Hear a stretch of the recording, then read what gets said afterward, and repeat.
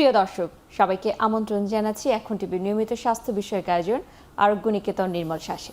Bangladesh lung foundation এবং Renata pharmaceuticals limited নিবেদিত এই অনুষ্ঠানে আমি ডাক্তার সাদিয়া সুলতানা আপনাদের সাথে আছি।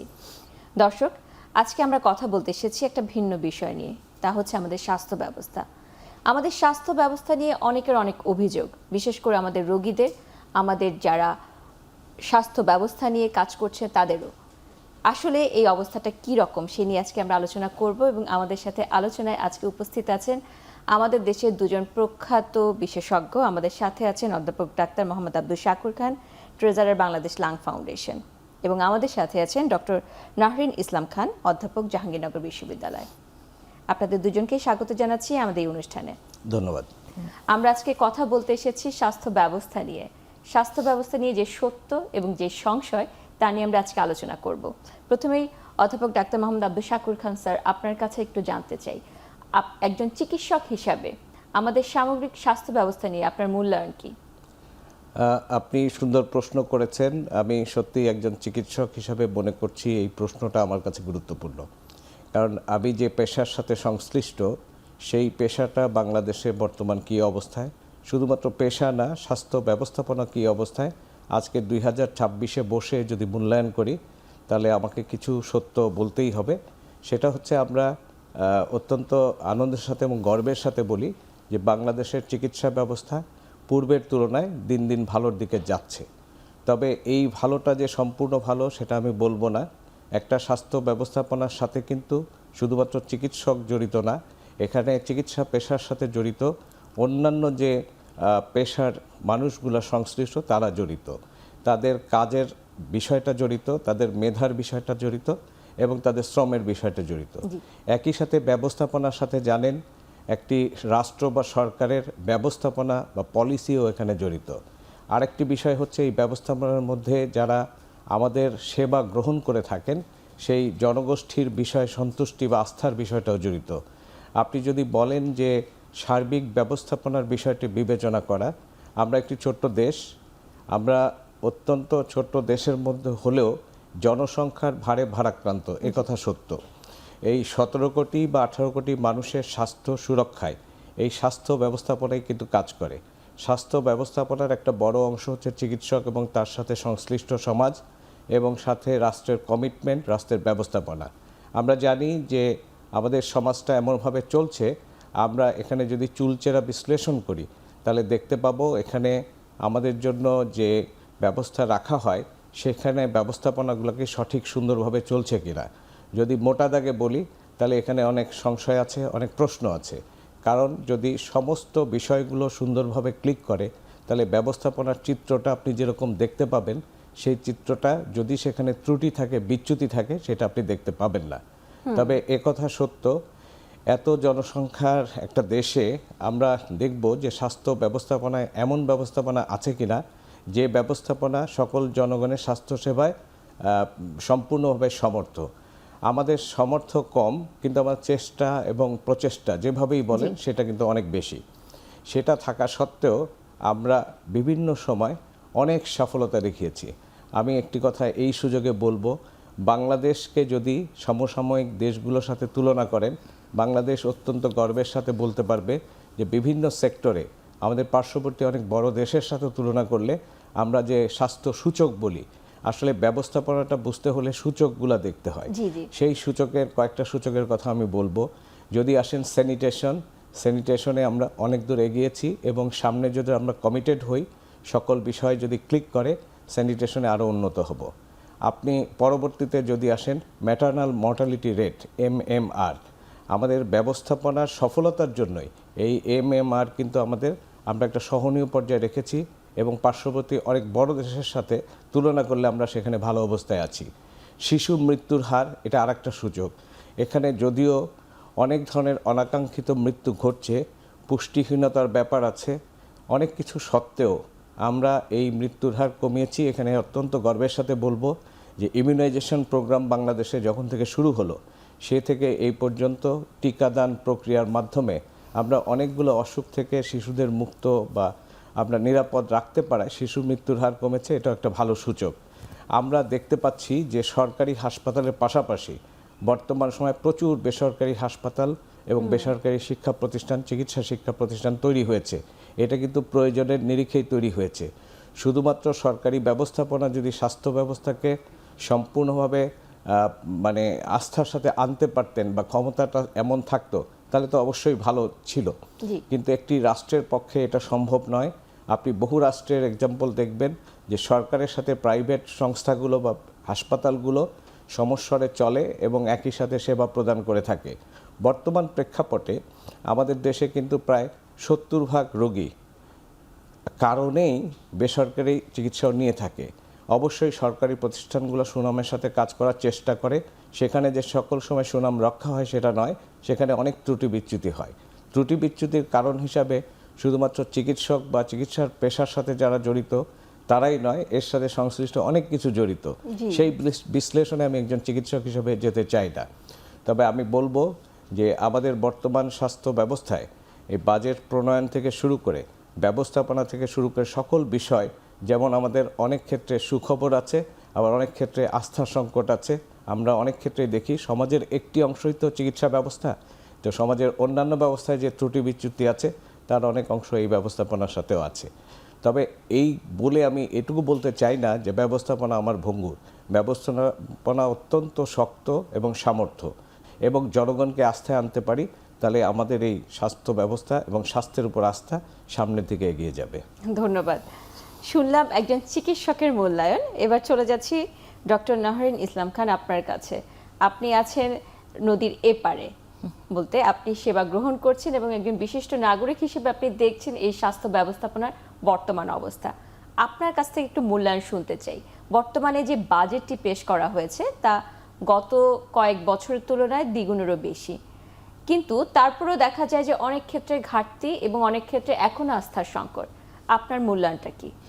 ধন্যবাদ। অ্যাকচুয়ালি স্যার পুরো একটা হলিস্টিক জায়গা থেকে বাংলাদেশের চিকিৎসা ব্যবস্থাকে বিশ্লেষণ করেছে। আপনি যেটা প্রথমে বললেন যে একজন সাধারণ নাগরিক হিসেবে এবং যেহেতু একাডেমিয়ার সাথে জড়িত, সেই জায়গা থেকে আমি আসলে বাংলাদেশের স্বাস্থ্য ব্যবস্থাকে কি করে দেখি।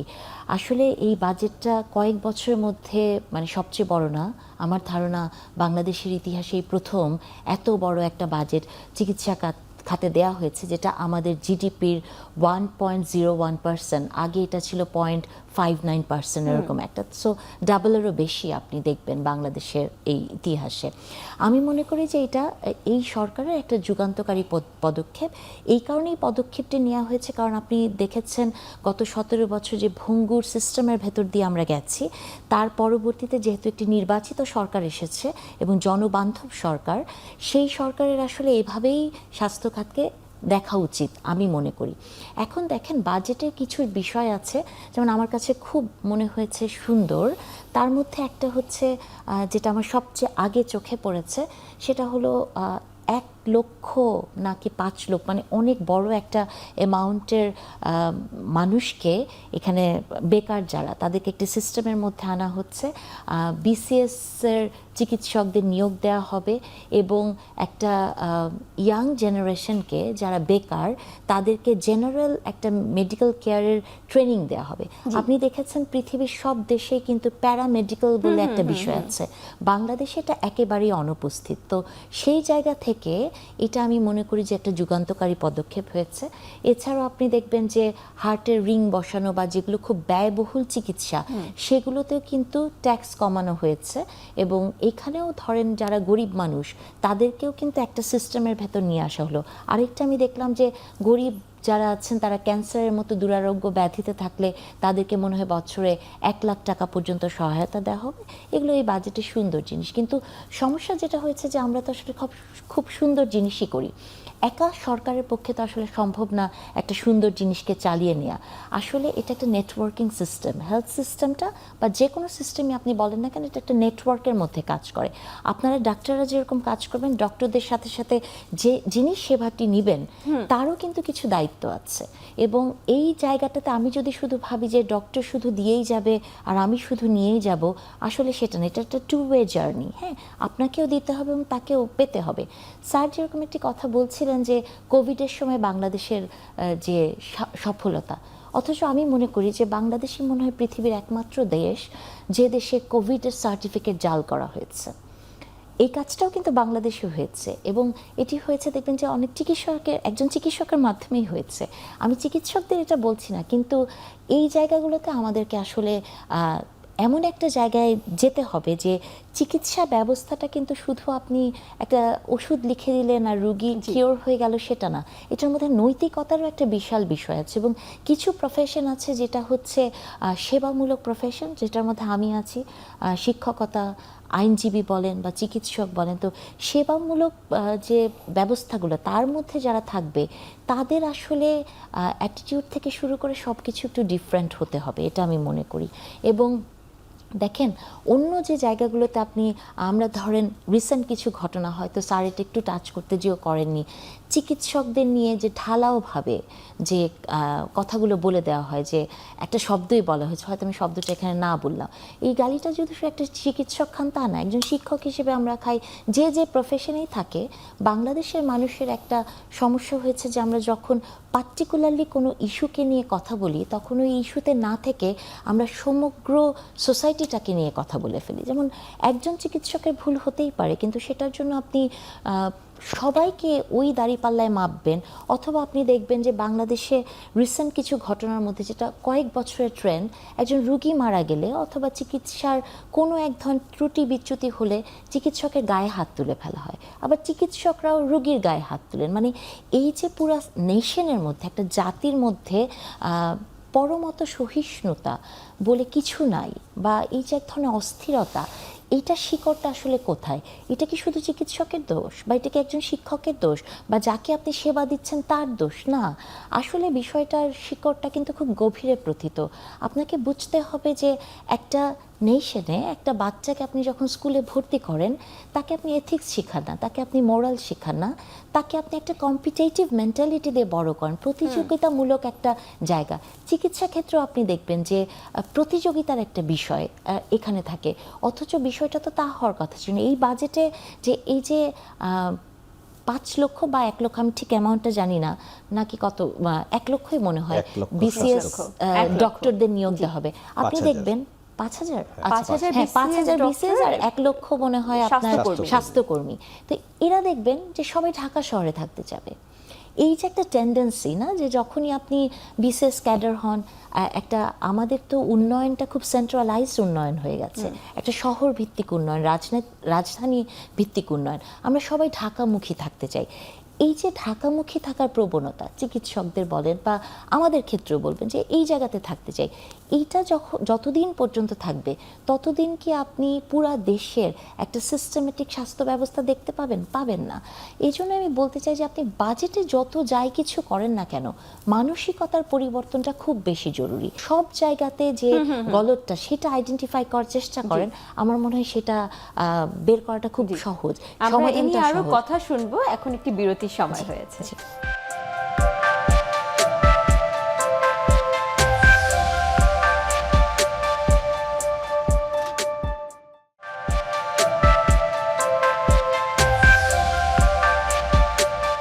প্রিয় দর্শক, বিরতির পর আবারও আমন্ত্রণ জানাচ্ছি আরোগ্য নিকেতন নির্মল শ্বাসে। আজকে আমরা কথা বলছি বাংলাদেশের স্বাস্থ্য ব্যবস্থা সত্য এবং সংশয়, এবং আমাদের সাথে আছেন অধ্যাপক ডাক্তার মোহাম্মদ আব্দুল শাকুর খান, ডক্টর নাহরিন ইসলাম খান। অধ্যাপক ডাক্তার মোহাম্মদ আব্দুল শাকুর খান স্যার, আমরা একটু আগে শুনছিলাম একজন চিকিৎসকের মূল্যায়ন এবং একজন বিশিষ্ট নাগরিকের মূল্যায়ন, এবং এই আলোচনা থেকে একটি কথা উঠে আসছে বারবার, সেখানে হচ্ছে আস্থার একটি সংকট আছে, যেখানে চিকিৎসকের সেবা বা স্বাস্থ্য ব্যবস্থার সাথে সংশ্লিষ্ট যারা, তাদের সেবার ক্ষেত্রে একটা আস্থার সংকট কাজ করছে যারা সেবা গ্রহীতা তাদের সাথে। তো এই যে সংকটটা তৈরি হয়েছে, এই সংকটের পিছনে আপনি কি মনে করেন, মূল কারণগুলো কি কি? আস্থার সংকট একটা গুরুত্বপূর্ণ বিষয়। আমি অত্যন্ত সম্মানের সাথে কতগুলো কথা বলতে চাচ্ছি যে আমরা একটি সমাজ চলি, এই সমাজে বিভিন্ন শ্রেণী পেশার মানুষ আছেন, অর্থাৎ বিভিন্ন পেশাজীবী আছেন। যার যার পেশায় উনি যখন দক্ষতা দেখান, মেধা দেখান, শ্রম দেন, তখন সেই পেশাটা অবশ্যই মানুষের মধ্যে আস্থার সৃষ্টি করে। এই আস্থার সৃষ্টি করাটা হচ্ছে সকল পেশার মানুষের ধর্ম। আপনি একেবারে প্রান্তিক পর্যায়ে চলে যান, যারা খাদ্য উৎপাদন করছেন, কৃষক সমাজ, এই কৃষি পেশার সাথে যারা সংশ্লিষ্ট তাদেরকে আমরা প্রথমে ধন্যবাদ জানাবো, কারণ তাদের এই সফল কৃষি পেশার জন্যই আমরা শহরে বসে অথবা যে কোনো জায়গায় বসে আমরা খাদ্যগুলো পাচ্ছি। আপনি যে কোনো পেশাকেই সম্মানের চোখে দেখবেন, এটাই স্বাভাবিক। এই সম্মানের সাথে দেখার কিন্তু একটা নিজের ব্যক্তিত্বর পরিচয়ও পাওয়া যায়। আমি বলবো যে যে কোনো পেশায় আস্থার বিষয়টা অত্যন্ত গুরুত্বপূর্ণ। চিকিৎসক হিসাবে আমি মনে করি চিকিৎসা পেশার সাথে আমি যখন সংশ্লিষ্ট থাকব তখন এমনভাবে আমি চিকিৎসা পেশায় নিজেকে নিবেদিত করব যে পেশাটা সম্মানের পরিচয় পায় এবং মানুষের মধ্যে আস্থার সৃষ্টি করে। চিকিৎসা ব্যবস্থাপনার আস্থা যদি বলেন তাহলে চিকিৎসা ব্যবস্থাপনা হচ্ছে টোটাল একটি বিষয়, একটা প্যাকেজ। একটু আগে ম্যাডাম বলছিলেন এখানে কেউ একা নয়, এর সাথে সংশ্লিষ্ট আরও সবাইকে নিয়ে একটি পেশা তৈরি, একটি ব্যবস্থাপনা তৈরি হয়। এই ব্যবস্থাপনার যে কোনো জায়গায় ত্রুটি বিচ্যুতি ঘটলে আমাদের আস্থার সংকট হয়। কিছু সংকট আছে যেটা হওয়াটা স্বাভাবিক এবং অ্যাকসেপ্টেবল। সেটা হচ্ছে আমি যদি আমার পেশার দায়িত্ব ঠিকমতো পালন না করি, আমার স্বাস্থ্য ব্যবস্থাপনা যদি সেখানে ব্যবস্থাপনার ত্রুটি রাখে, সেই ক্ষেত্রে আস্থার সংকট দেখা দিবে। এবং সংকট, কোনো সংকটেই সংকট নয়, সকল সংকট থেকে উত্তরণ সম্ভব। সেখানে হতে হবে গঠনমূলক সমালোচনা, এবং গঠনমূলক সমালোচনা এমনভাবে হওয়া উচিত যেন পরবর্তী রিভিউতে সেখান থেকে আমরা উঠে দাঁড়াতে পারি। তো সকল পেশার বিষয়ে এটা সংশ্লিষ্ট। যেহেতু আমি একজন চিকিৎসক, আমি একটি কথা বলবো, সেটা হচ্ছে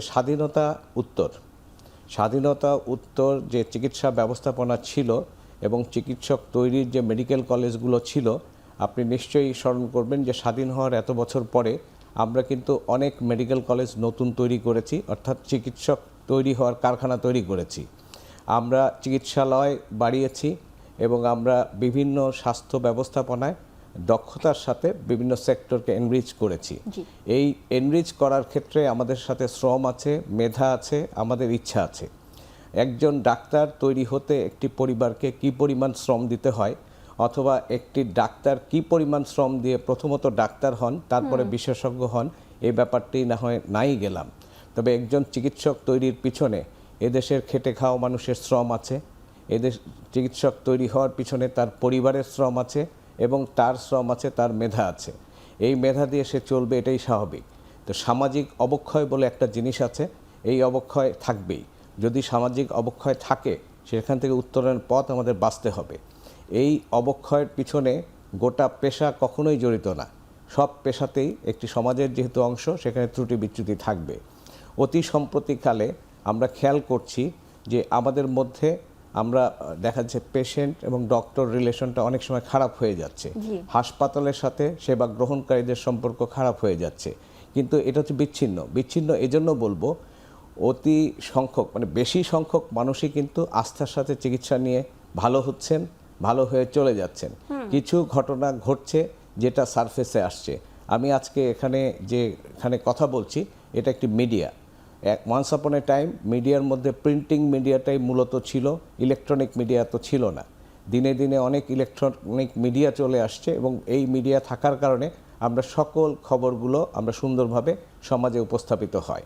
আমরা একটি পেশাকে এখানে আনবই আমি আলোচনায়, সেটা হচ্ছে সাংবাদিকতা এবং সাংবাদিক। আমি অত্যন্ত সম্মানের সাথে বলবো এই পেশাটি অত্যন্ত সম্মানের এবং অত্যন্ত গুরুত্বপূর্ণ। আমি ছোটবেলায় শিখেছিলাম যে সমাজের দর্পণ হচ্ছে সংবাদ।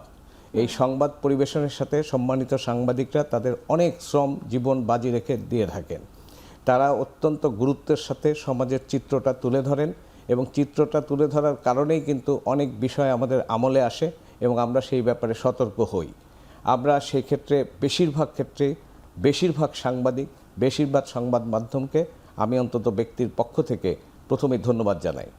জানেন একটি কথা, যে আমাদের দেশে অনেক সময় আগে বলা হতো গুজব, কিছু গুজব তৈরি করা হয়, যে গুজবটা কোনো পেশা বা কোনো সংস্থাকে অযথায় হয়রানির মধ্যে ফেলে দেয়। আমাদের স্বাস্থ্য সেবা কিন্তু একটা ঈশ্বরনীয় পর্যায়ে চলে গেছে। আপনি হার্টের চিকিৎসা বলেন, আপনি লাংসের চিকিৎসা বলেন, অথবা যে কোনো সেক্টর, কিডনির চিকিৎসা বলেন, সেটা কিন্তু বাংলাদেশ অনেক এগিয়েছে। এটা মানুষের মধ্যে আস্থার সৃষ্টি করেছে এবং এখানে ত্রুটি বিচ্যুতি যেটা থাকবে সেটা সংবাদপত্র, সংবাদ মাধ্যমে আসবে, আমরা কারেকশন করব। আমাদের বিভিন্ন সংস্থা আছে তুলে ধরবে, আমরা কারেকশন করব। কিন্তু আমি খুব কষ্ট পাই, কিন্তু কষ্ট পাইলেও আমি খুব একটা ব্যথা পাই না, কারণ আমি এমন একটা জাতির অংশ, এমন একটা পেশাজীবীর অংশ, এই পেশাজীবীর ইতিহাস ঐতিহ্য যদি আপনি সামান্য বিশ্লেষণ করেন, এদেশের 52 আন্দোলনে চিকিৎসক এবং চিকিৎসা শিক্ষার্থীরা আছে, এদেশের স্বাধীনতা যুদ্ধে অকাতরে অনেক চিকিৎসক প্রাণ দিয়েছেন, যাদের নাম আমি এখানে উল্লেখ না করে তাদের প্রতি সম্মান জানাচ্ছি। এদেশে বহু চিকিৎসক চিকিৎসা সেবা প্রদান করে সমাজে প্রতিষ্ঠিত হয়েছেন এবং তাদের অনুকরণীয় চিকিৎসক তৈরি করেছেন।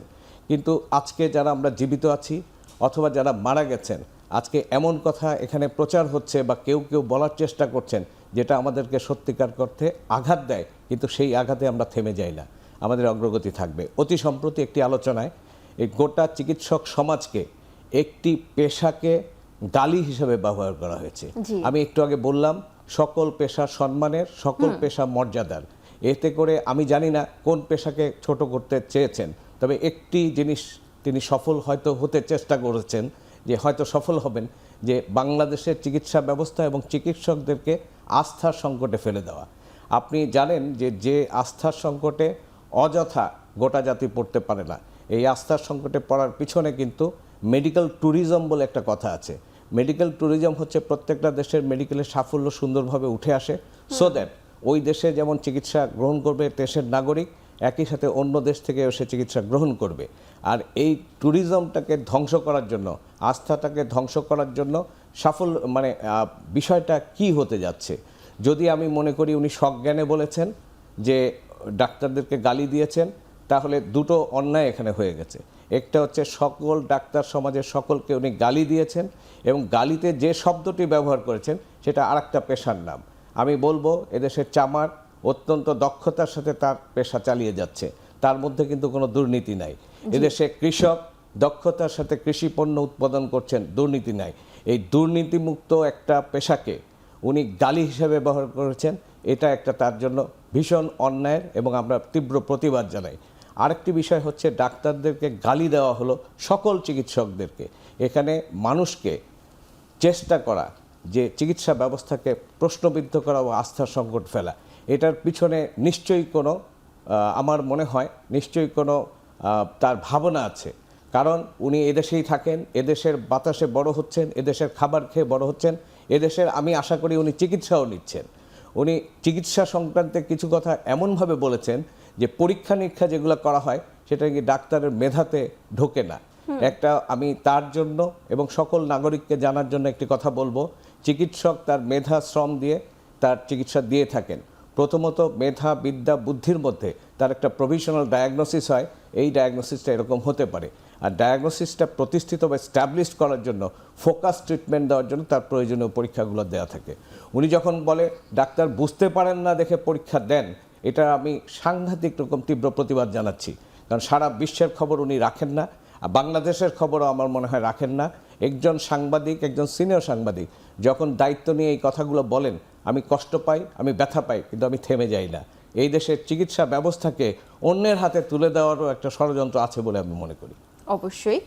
ডক্টর নহরিন ইসলাম খান, আপনার কাছে একটু জানতে চাই, আপনি চিকিৎসা নিয়েছেন দেশের বাইরেও এবং দেশের ভিতরেও, আপনার কাছে কি মনে হয় এই যে আমাদের দেশে যে চিকিৎসা ব্যবস্থাপনা বর্তমানে চলছে বা যে সেবাটি দেওয়া হচ্ছে, এটি কি আন্তর্জাতিক মানের কাছাকাছি বা কি অবস্থায় আছে? আসলে এই প্রশ্নটা এই কম্প্যারিজনেই যাওয়ার কোনো প্রয়োজন নেই। কারণ ধরেন আমি যদি আমার ব্যক্তিগত জায়গা থেকে বলি যে আমি অনেকটা সময় চিকিৎসা নিয়েছি জার্মানিতে, কারণ আমি ওখানে পড়াশোনা করতাম। এখন জার্মানির যে হেলথ সিস্টেম তার সাথে আপনি বাংলাদেশের হেলথ সিস্টেমকে কোনোভাবেই কম্পেয়ার করতে পারেন না। এই কারণে আমি কম্প্যারিজনের জায়গাটা বলছি চিকিৎসকের মান নিয়ে না, ইনফ্রাস্ট্রাকচার, হ্যাঁ, সুবিধা, মানে এগুলো তো আপনি আসলে কোনোভাবেই কম্প্যারিজন করা যায় না। আর বাংলাদেশে যেটা হয়েছে যে আমরা অনেক কথা বলি কিন্তু আমরা ভুলে যাই এই দেশে বহু চিকিৎসক আছেন যে বিনা পয়সায় আপনার কিডনি ট্রান্সপ্লান্ট করেন। এদেশে বহু চিকিৎসক আছেন যিনি শুক্রবারে গ্রামে চলে যান, ফ্রি চিকিৎসা দেন। এদেশে বহু চিকিৎসক আছেন যে আমি দেখেছি আমার বাবাকে যে লায়ন্স ক্লাবের মাধ্যমে চোখের ছানি আর অপারেশন করেন, তাই না, বিনা পয়সায় করেন, এরকম আছে। কিন্তু আমার মনে হয় যে প্রশ্নটা কম্প্যারিজনে না যে আমাদেরকে ওই প্রশ্নটাও আসলে প্রত্যেকটা প্রফেশনে করা উচিত যে আমাদের যে আস্থাহীনতাটা তৈরি হলো এটা তো একদিনে হয় নাই। এই আস্থাহীনতাটা কেন তৈরি হয়েছে? এটা যেমন যে চিকিৎসা নিচ্ছে তার পক্ষ থেকে হয়েছে, যে চিকিৎসা দিয়েছে তার পক্ষ থেকে হয়েছে। একটা নির্মোহ বিশ্লেষণ যদি আপনি করতে চান তাহলে দেখেন আজকে ডক্টরদেরকে একটি গালি দেওয়া হয়েছে, বাজে কথা বলা হয়েছে, এটা আমাদের গায়ে লেগেছে। প্রতিটা প্রফেশনেই কিন্তু আমরা এটির ভিতর দিয়ে যাই। যেমন স্যার বলছিলেন যে চামার, এটাও তো একটি প্রফেশন। অবশ্যই। আমাদের আসলে হয়েছে কি, আমাদের বেড়ে ওঠাটা, আমাদের যে এনভায়রনমেন্টে আমরা বড় হই, যে সোসাইটিতে আমরা বড় হই, আমরা দুই একটা প্রফেশনকে খুবই উচ্চমার্গীয় প্রফেশন মনে করি। আমাদের সবারই ছোটবেলায় একটা ধারণা থাকে হয় ডক্টর হতে হবে নয় ইঞ্জিনিয়ার হতে হবে। এই যে ডক্টর এবং ইঞ্জিনিয়ার হওয়ার, এবং ডক্টর এবং ইঞ্জিনিয়াররাই মেধাবী, এই ধরনের একটা মানসিকতা থেকে একটা সোসাইটি বড় হয়। আমি তো মনে করি যে একটা সোসাইটি থেকে ফিলোসফি পড়ে না।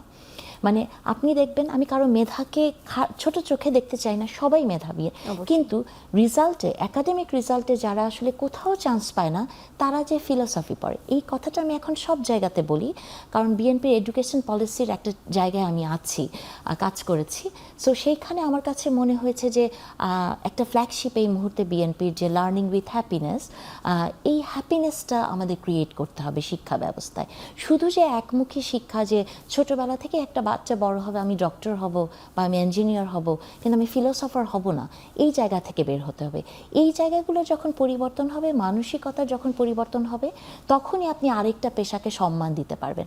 ধরুন ডক্টররা যেমন 24/7 কাজ করে, বাংলাদেশের পুলিশরাও 24/7 কাজ করে, হ্যাঁ, বা যে কোনো প্রফেশনে কিন্তু আপনি 24/7 কাজ করেন, কিন্তু সেই প্রফেশনের জায়গায় রেসপেক্ট দেওয়াটা আসলে কতটুকু আমরা দেই সেটা আসলে খুব গুরুত্বপূর্ণ। এবং আমি আপনার কাছে আবার আসবো, আবার একটি বিরতির সময় হয়েছে।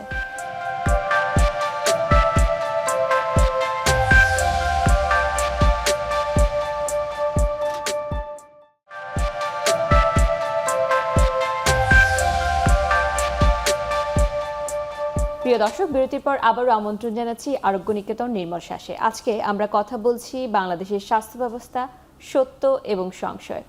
চলে যাচ্ছি ডক্টর নাহরিন ইসলাম খান আপনার কাছে।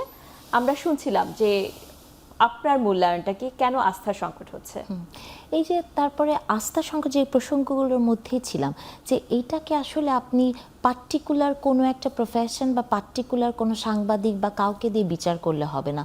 আস্থার সংকট আসলে বাংলাদেশের প্রত্যেকটা প্রফেশনেই আছে। আপনি আমাকে বলেন যে আমরা যারা বিশ্ববিদ্যালয়ে পড়াই, কেন এত ছাত্রছাত্রী বিদেশে পড়তে চলে যায়, তাই না? বা কেন আমরা চিকিৎসা নিতে বিদেশে যাই? দেখবেন আপনি ভারতে যখন ভিসা বন্ধ হয়ে গেল, বেশিরভাগ ভিসাটাই কিন্তু ছিল মেডিকেল ভিসা, তাই না? এবং 70% মেডিকেল ট্যুরিজম ভারতের, সেটা ভারতের সাথে বাংলাদেশে হয়েছে। দেখুন, প্রফেশনাল জায়গাতে আমি মনে করি যে আমাদের প্রত্যেকেরই প্রফেশনালিজমে একটা ঝামেলা আছে। হ্যাঁ, আমরা প্রফেশনটাকে কখনো প্রফেশনালিজমের জায়গায় না যেয়ে আমরা এটাকে এমন করে ফেলি যে এটার মধ্যে আপনার যে কিছু প্রফেশনের কিন্তু কিছু বেসিক জায়গা থাকে, কোনটি করতে পারবেন কোনটি করতে পারবেন না।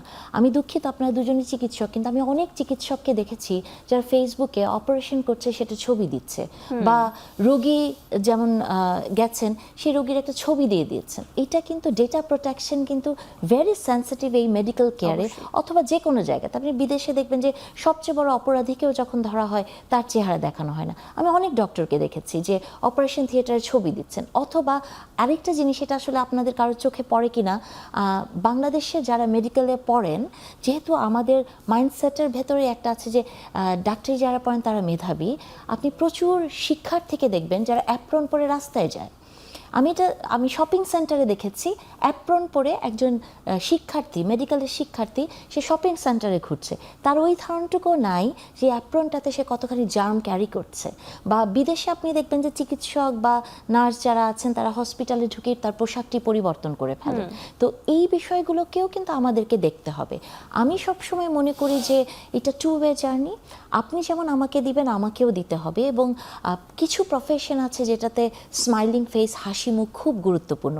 আমি মনে করি যে চিকিৎসকদের হাসি মুখ অর্ধেক মানুষের অসুখকে মানে শেষ করে দিতে পারে, কমিয়ে দিতে পারে, যেটা আমরা বাইরে সবসময় দেখি। আমি বলছি না যে বাংলাদেশে এটা হয় না, কিন্তু বাংলাদেশে এই ঘটনাগুলো ঘটে। এই জন্য হয়েছে কি, আস্থার সংকট যে শুধু চিকিৎসকের সাথে রোগীর আছে তা না, আস্থার সংকট সরকারের সাথে জনগণের আছে, আস্থার সংকট শিক্ষকের সাথে ছাত্রের আছে। তাহলে পুরাটা সমাজে এই যে একটা আস্থার সংকট তৈরি হয়ে গেল, এটা নিয়ে আমাদেরকে কথা বলতে হবে। আমরা পার্টিকুলারলি কাউকে দোষারোপ না করে, স্যার যে কথাটি বললেন যে আয়নায় আসলে নিজের চেহারাটা দেখতে হবে, নিজের চেহারাটা যখন আপনি আয়নায় দেখবেন তখনই জবাবদিহিতাটা যখন নিজের সাথে হবে তখনই আপনি দেখবেন যে অনেক ঝামেলা আসলে কমে গেছে।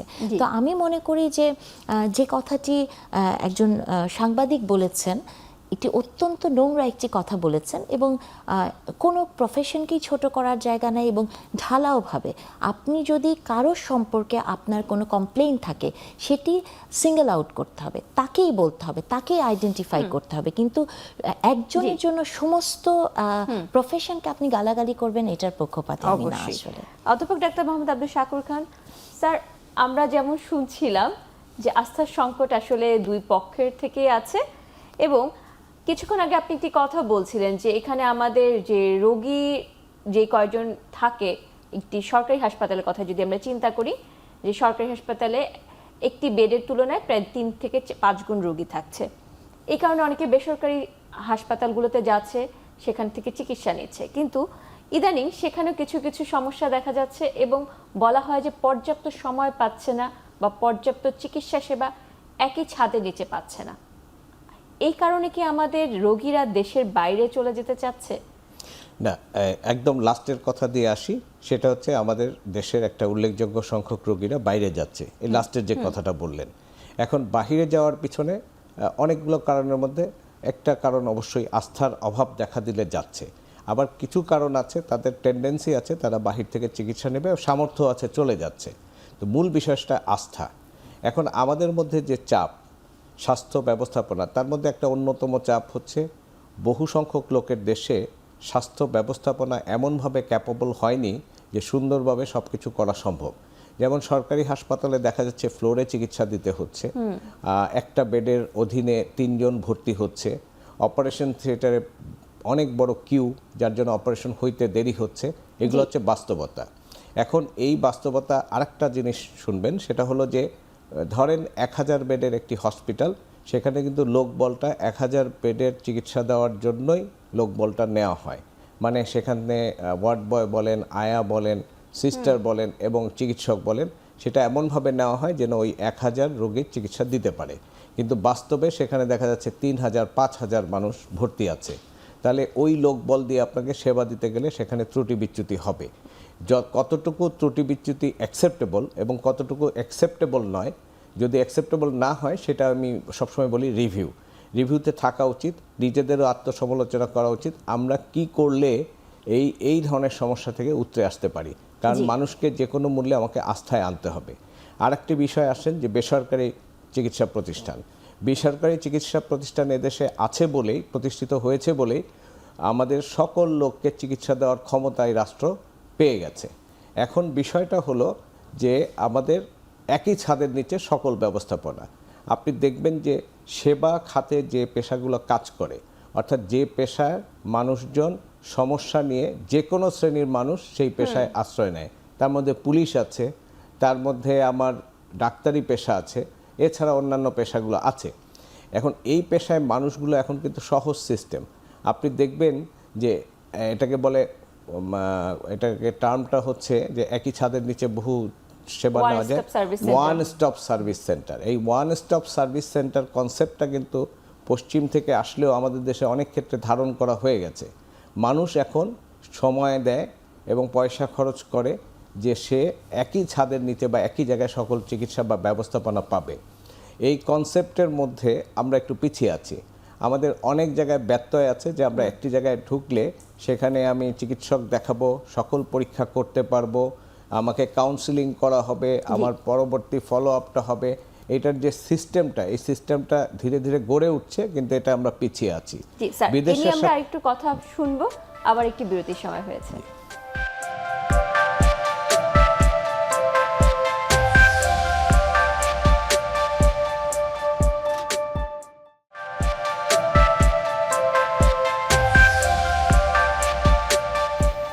বিরতির পর আবারও আমন্ত্রণ জানাচ্ছি আরোগ্য নিকেতন নির্মল শ্বাসে। আজকে আমরা কথা বলছি বাংলাদেশের স্বাস্থ্য ব্যবস্থা, সত্য এবং সংশয়। কথা হচ্ছে বাংলাদেশের স্বাস্থ্য ব্যবস্থা নিয়ে, যেখানে ওয়ান স্টপ সার্ভিস সেন্টার নিয়ে কথা হচ্ছিল, সেই ব্যাপারে আরেকটু জানতে চাই। ডাক্তার শাকুর খান স্যার। জি, ওয়ান স্টপ সার্ভিস হচ্ছে আমি যদি সেবা গ্রহীতা হই, আমি এমন একটা জায়গায় যাব যে আমি ওই ছাদের নিচে সকল ব্যবস্থাপনাগুলো পাবো। এটা এককালে ছিল না, এখন কালে কালে গড়ে উঠছে, তবে এই গড়ে ওঠাটা আরও দ্রুত গতি পাওয়া উচিত এবং প্রতিষ্ঠিত হওয়া উচিত। বিদেশের সাথে চলে যাওয়ার আরেকটা বিষয় হলো, বিদেশে অনেক প্রতিষ্ঠান আছে যেখানে ওয়ান স্টপ সার্ভিস যেটা আছে সেটা সুন্দরভাবে গ্রথিত। সেটা বাংলাদেশে হতে সময় লাগলেও আমি আশাবাদী যে এটা তৈরি হয়ে যাবে। তবে একটি বিষয় যেহেতু বলেই ফেলেছিলাম, ওটাকে আমি একটু কনক্লুশন টানবো, সেটা হচ্ছে স্বাস্থ্য ব্যবস্থাপনায় বেসরকারি খাত। তো বেসরকারি খাতও বেড়ে উঠছে, তারা সেবা দিচ্ছে সত্য, কিন্তু এখানে রাষ্ট্রপক্ষকে একটি দায়িত্ব পালন করতে হবে যে একটা সমন্বয় সৃষ্টি করা।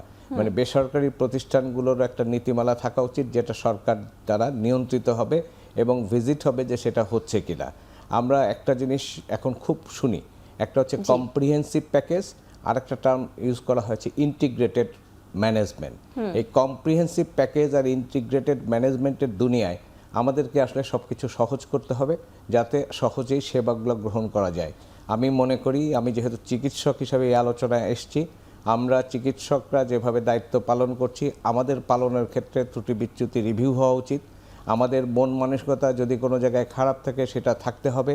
রোগীর সাথে সম্পর্কবিহীন চিকিৎসা হতে পারে না, রোগীর সাথে চিকিৎসা বান্ধব সম্পর্ক রাখতে হবে এবং রোগী একটা ব্যথা বা কষ্ট নিয়ে আমার কাছে আসে, সেই কষ্টকে আমার নিজের ভাই বোন বাবা মা চিন্তা করে আমাকে নিতে হবে।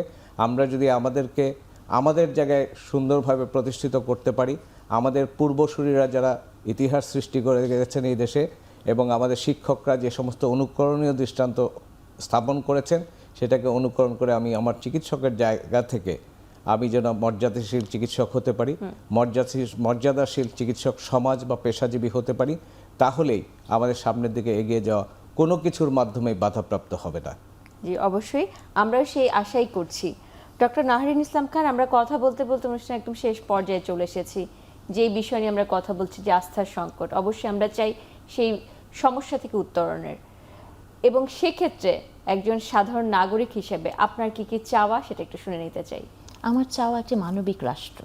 আমার কাছে মনে হয় যে আমরা যত ডিজিটাল রাষ্ট্র, আপনি দেখেছেন ডিজিটাল বাংলাদেশ ছিল, আমরা যত ডিজিটালের দিকে যাচ্ছি, আমরা এই পর্যায়ে একটা কথা বলি যে আপনি দেখেছেন রিসেন্ট একটি রিসার্চ বলেছে যে নতুন যে জেনারেশনটি, জেনজি জেনারেশন, তাদের কগনিটিভ অ্যাবিলিটি ইতিহাসেই প্রথম তার প্রিভিয়াস জেনারেশনের থেকে কম, তাই না? তো তাহলে আমাদের একটা মানবিক রাষ্ট্র তৈরি করতে হবে এবং এই মানবিক রাষ্ট্র তৈরি করতেই যদি আপনি চান, তাহলে মানবিক রাষ্ট্রে অটোমেটিকলি একজনের প্রতি আরেকজনের আস্থা তৈরি হয়। যেমন চিকিৎসার ক্ষেত্রে আমি এটা বলতে চাই যে যেমন ওয়ান স্টপ সার্ভিসের কথা আমরা যেরকম বললাম, যে ওয়ান হেলথ সার্ভিস বলেও একটা কথা আছে, যেখানে আপনি মানুষ, প্রাণী এবং পরিবেশের স্বাস্থ্য নিয়ে একসাথে একটি হলিস্টিক আইডিয়া ক্রিয়েট করবেন। তো আমার মনে হয় এবারের বাজেটে আপনি দেখেছেন হেলথ কার্ড চালু করা হয়েছে। আপনি হেলথ কার্ড চালু করেন আর যাই করেন না কেন, বা এই যে বাজেটে আমরা বিশাল একটি অঙ্কের স্বাস্থ্য খাতে বাজেট দেখলাম, এইটা তখনই আসলে কার্যকর হবে যখন সবার মধ্যে জবাবদিহিতাটা থাকবে, সবার মধ্যে প্রফেশনালিজম থাকবে, সবার মধ্যে পরমত সহিষ্ণুতা থাকবে এবং মানবিক, মানে এই কথাটাই আমি আসলে সবসময় বলতে চাই যে মানবিক হওয়ার উপরে আসলে আর কোনো কথা নাই। আপনাকে মানবিক হতে হবে। যখনই আপনি কোনো কিছু দেখবেন তার মধ্যে, যেমন কয়েকদিন আগে একটি হত্যাকাণ্ড আমরা দেখেছি, রামিসা হত্যাকাণ্ড, না? আমরা পড়েই কিন্তু আমরা এত বিভৎস, মানে পড়েই আমরা ঘুমাতে পারিনি। তাহলে একটা সমাজে, মানে আমরা চিকিৎসা ক্ষেত্রে কথা বলি, ডক্টরদের কথা বলছি, বিভিন্ন প্রফেশনের কথা বলছি, কিন্তু মানসিক স্বাস্থ্য নিয়ে কি আমরা খুব বেশি কথা বলি না।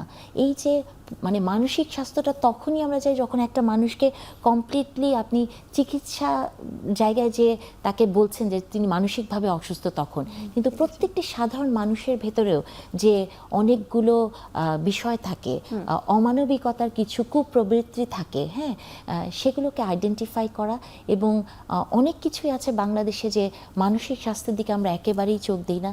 আমরা যদি কখনো বলি যে আমাদের খারাপ লাগছে, মন খারাপ, এটাকে এখন পর্যন্ত একটা ট্যাবু হিসেবে দেখানো হয় বা বলা হয় আপনি ঢং করছেন, বা এইসব জায়গা বা প্রফেশনাল জায়গাতেও কিন্তু এক ধরনের মানসিক স্বাস্থ্যের বিষয় আছে, আপনি টায়ার্ড হয়ে যান, হ্যাঁ, ওই জায়গাগুলো থেকে প্রত্যেকটা প্রফেশনে যাতে আপনার কাজ করার সাথে সাথে মানসিক রিক্রিয়েশনের একটা বিষয় থাকে, সেদিকে লক্ষ্য দিলে আমার মনে হয় একটি মানবিক রাষ্ট্র জি, হবে অবশ্যই। এবং মানবিক রাষ্ট্রে সবার প্রতি হ্যাঁ। সবার আস্থা ফিরবে। আপনাদের দুজনকে অসংখ্য ধন্যবাদ আপনাদের মূল্যবান সময় থেকে আজকে আমাদেরকে সময় দেওয়ার জন্য। ধন্যবাদ।